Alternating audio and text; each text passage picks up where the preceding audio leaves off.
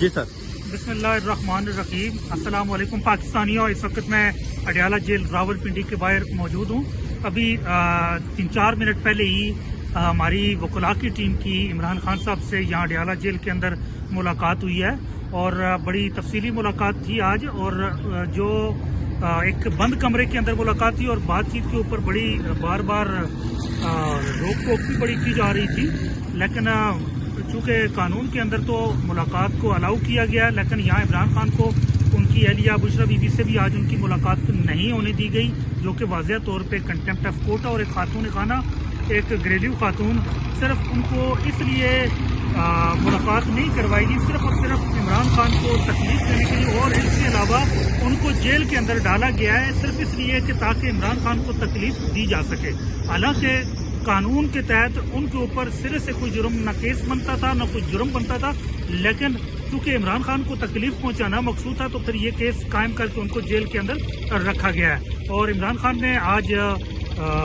पाकिस्तान के अवाम की बहुत खराज तहसीन पेश किया है, जिस तरह वो हर प्रोटेस्ट के लिए निकले, जिस तरह वो 8 फरवरी को इलेक्शन के लिए निकले, और उन्होंने अपनी अवाम को बहुत खराज तहसीन पेश किया है.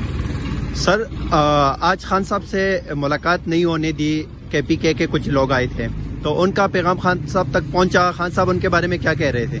आज जो KPK से सोहेल खान आफरीदी साहब और सैयद फखरे जहाँ जो वज़रा हैं खैबर पख्तूनख्वा हुकूमत के, उनके पास अदालत का हुक्मनामा था और वो आज कोई तीसरी बार यहाँ मुलाकात के लिए हाजिर हुए थे, लेकिन उनको इजाज़त नहीं दी गई. और अदालती हुक्म की, chief justice Islamabad high court के हुक्म की आज तीसरी बार यहाँ तौहीन की गई है. इसमें chief justice Islamabad high court को सोचना होगा कि एक मुल्क की 5वीं बड़ी जो शहादा हाई कोर्ट है उसके अदालत की किस तरह यहाँ तौहीन की गई है. उनका जो मैसेज था वो वहाँ खान साहब तक पहुँचा है और उनको कन्वे किया गया कि इस तरह ये मिलने नहीं देते.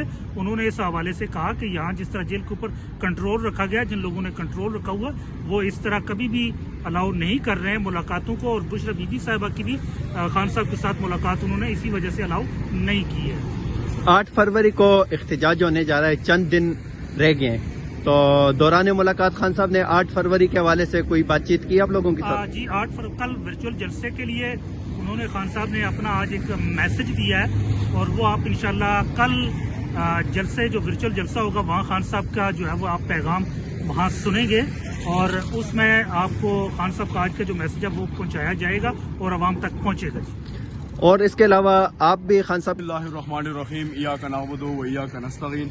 खान साहब ने 3 मेन पॉइंट रखे हुए हैं. जिस तरह खालिद यूसुफ ने कहा कि वो वर्चुअल जलसे में आप लोगों को वो तीनों पॉइंट जो है वो सामने आ जाएंगी, लेकिन मैं सीधा बड़े हेडलाइंस जो है वो मैं सिर्फ इस तहत तक कहूँगा कि खान साहब ने स्पेशली जितने भी पाकिस्तान की आवाम है उनको खराज तहसीन पेश किया है और कहा है कि जिस तरह मुश्किल हालात में वो हक और सच के साथ ठहर गए तो यकीनन एक जिंदा कौम जो है, जिंदा कौम की यही मिसाल है. दूसरा, खान साहब ने स्पेशली जितने भी हमारे लॉयर्स हैं जो मुश्किल टाइम में ठहर गए हैं उन सबको खराज तहसीन पेश किया.